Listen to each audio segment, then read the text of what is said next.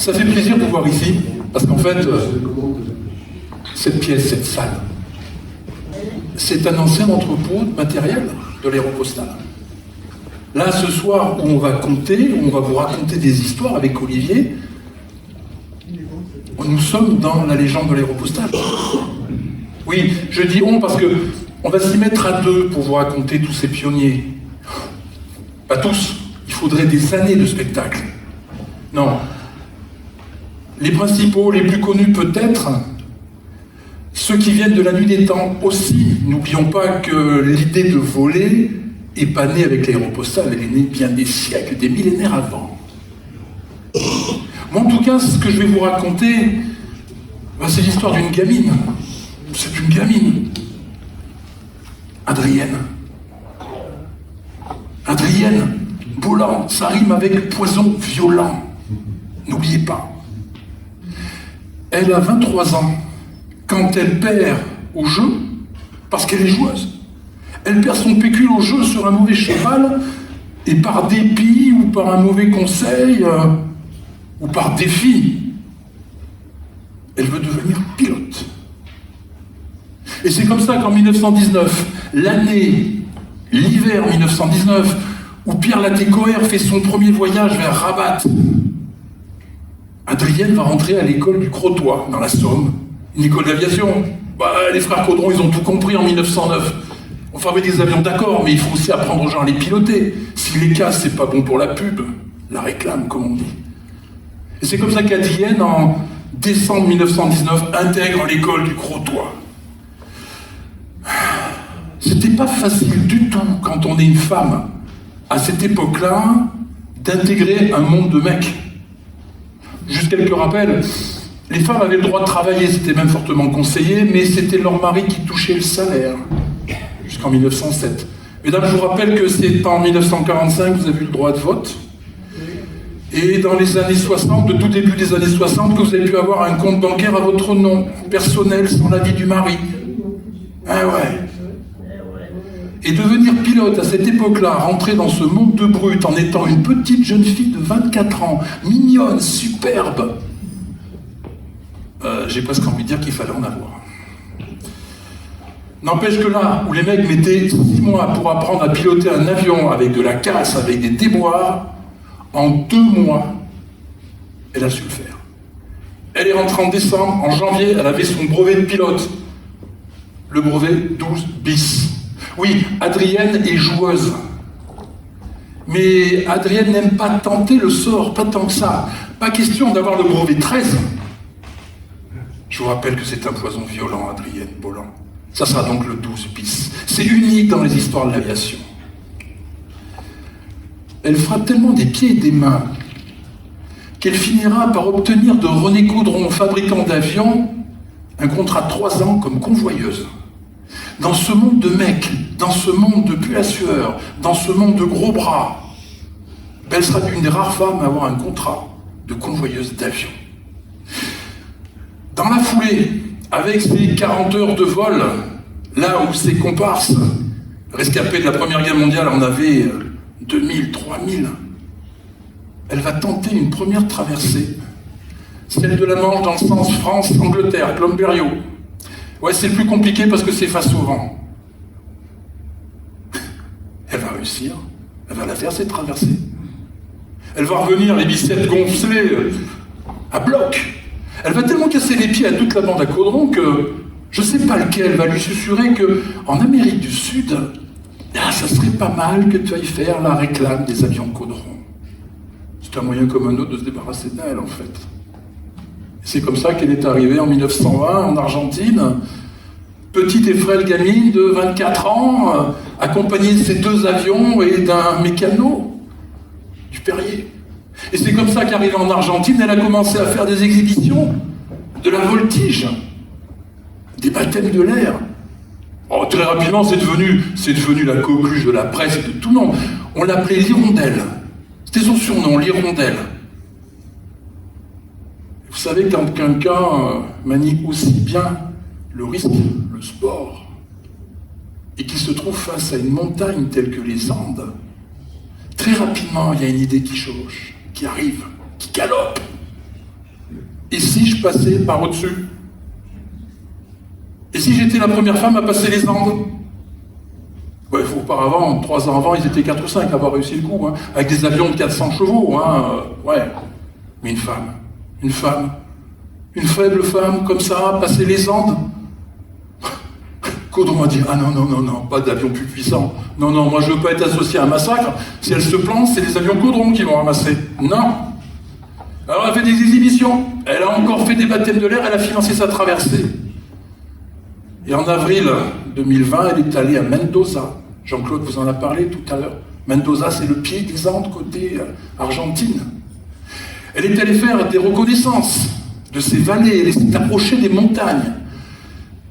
Du périple, pendant ce temps-là, il a modifié l'avion, il a rajouté un réservoir pour qu'elle puisse voler 9 heures. 9 heures. Sur un caudron G3. Ça vous parle, un caudron G3 hein? Non, pas tous, je vois. Il y en a, ils se foutent. Non, un caudron G3, c'est presque du domaine de l'ULM, si vous voulez. Ça fait une dizaine de mètres d'envergure, 700-800 kilos. C'est un biplan. Le fuselage de cockpit, c'est une baignoire à l'air libre. Le moteur est devant. Ça veut dire qu'en vol, on ramasse l'huile, le courant d'air et tout ce qui peut traîner autour. On est à l'air libre. Et dans les Andes, quand on vole à 4-5 000 mètres, il fait moins 20, moins 40. C'est tout sauf confortable. Alors 9 heures de vol sur ce genre d'engin, ça peut être très compliqué. Elle a fait des reconnaissances, oui. Et puis il y a cette femme qui est venue la voir, sortie dans ses où, dans sa chambre d'hôtel. Toi, tu vas traverser les Andes. Attention, à un moment, la vallée va se partager en deux. Ne pars pas vers la droite, oui, ça sera accueillant. Non, mais c'est la mort. Vire à gauche, prends la vallée de gauche. Et la femme est partie. Laissant Adrienne dans ses pensées, dans ses réflexions face au monstre qu'elle avait en face d'elle. Le 1er avril 1921. Retenez bien cette date, 1er avril. Adrienne s'est présentée à côté de son avion. Elle avait enfilé une tenue de vol parfaitement adaptée aux conditions du jour. Elle avait mis un joli petit pyjama de soie, un pull de mohair par-dessus et une combinaison marron clair, tressaillante en coton. Et de manière à ne pas être frigorifiée immédiatement, elle avait glissé des journaux entre les différentes couches de vêtements. Elle s'était fait un petit soin de la peau sur l'ensemble du corps, se badigeonnant de graisse aussi. Voilà, elle était prête. Ça donnait une démarche un peu comme ça. Si vous regardez les photos d'époque, on la voit toujours comme ça. Vous serrez de plier les bras avec des journaux un peu partout, c'est pas facile du tout, non. On l'a aidé à monter dans son avion. Contact, moteur, l'engin s'est mis en route. Elle a laissé chauffer 5 minutes, pas plus, il était 6h45. Elle a pris l'air. Elle a pris l'air vers là-bas, vers la Concagua, vers cette montagne qui mesure 7000 mètres presque. Son caudron, son G3, s'il peut dépasser 4300 mètres, c'est vraiment le grand maximum. S'il peut voler au-delà de 105 km/h, c'est que vraiment il a du vent arrière. Et là voilà qui remonte la première vallée, qui s'approche des Andes, qui tombe sur des vents venant de l'Atlantique et qui passe les montagnes absolument terribles. Par 3 fois. 3 fois. Elle sera refoulée par le vent. Elle fera du surplace par rapport à la terre. Par 3 fois, elle trouvera le moyen de louvoyer, de passer dans des remous.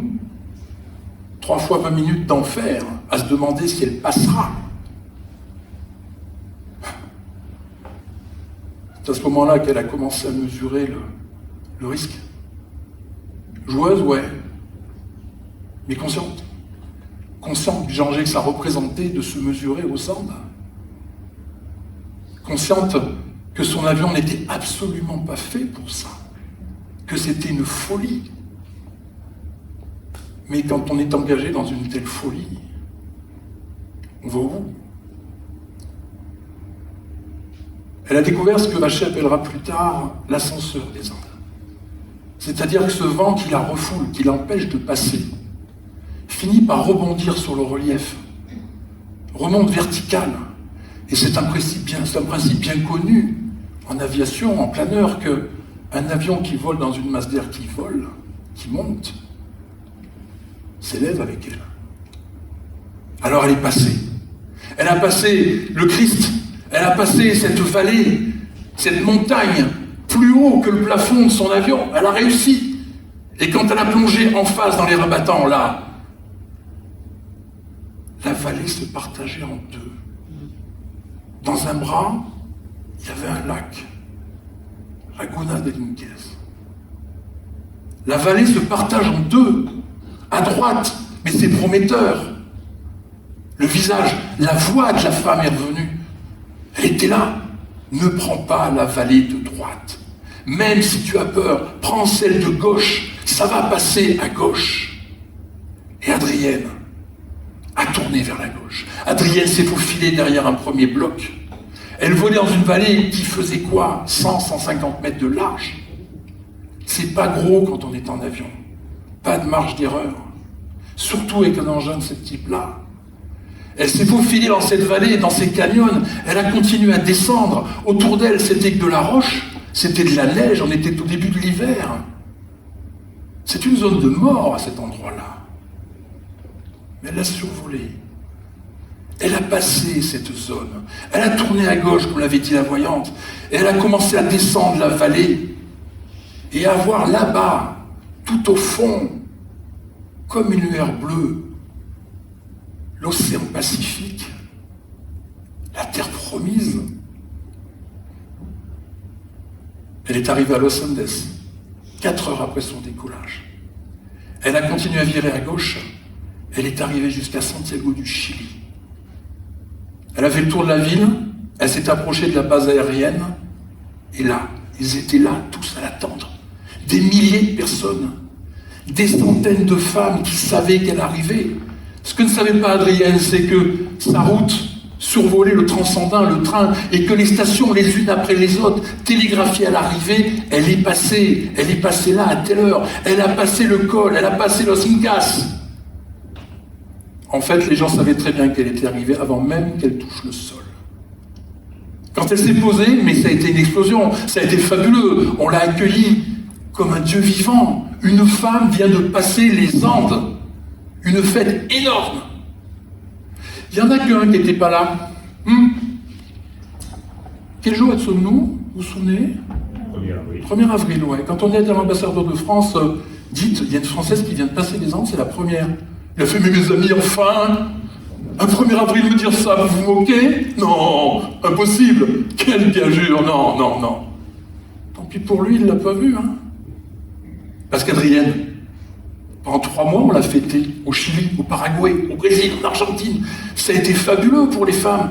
Une femme a passé les Andes dans un continent qui est quand même relativement macho. Ça voulait dire quelque chose à cette époque-là. Ça veut toujours le dire. Adrienne, elle est rentrée en France. Vu les problèmes qu'elle générait avec les autres pilotes, Caudron a arrêté son contrat. Alors elle a fait des meetings, elle a fait des concours de looping, elle va en enchaîner jusqu'à 272 d'affilée. En 70 minutes, comptez, ça fait un looping toutes les 20-30 secondes. Elle a arrêté quand les fils de bougie de son moteur ont cassé en fait. Ouais, non. Et après cette traversée des Andes, après cette petite traversée du désert où il a fallu qu'elle vive de son art, le pilotage, Adrienne a continué sa vie. Ouais. Sa vie jusqu'en 1975, où dans un dernier vol, elle a rejoint là-haut Ernest Vachon, l'amour de sa vie, sa plus grande traversée, 42 ans. Elle a rejoint Ernest et il y avait aussi qui, mais il y avait Syntex, il y avait Mermoz, et tous ces pilotes qui avaient passé les Andes. Je crois même qu'il y en a un qui lui a dit « gamine, merci. Si on est passé, c'est grâce à toi. Tu nous as montré le chemin. » Adrienne Bolland, un poison violent. Mais quel beau poison, quel courage. Grâce à elle, le droit de vote, le droit d'avoir un compte bancaire, peut-être un jour l'égalité des salaires. Adrienne est la seule femme aviatrice en France à ne pas avoir de monument.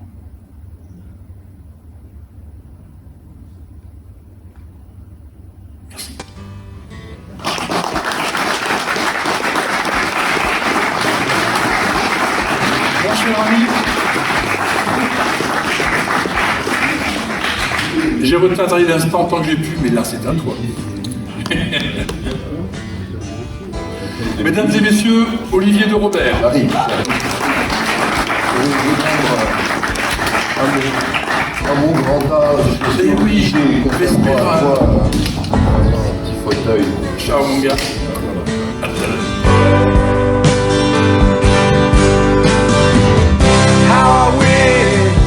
How I wish you were here.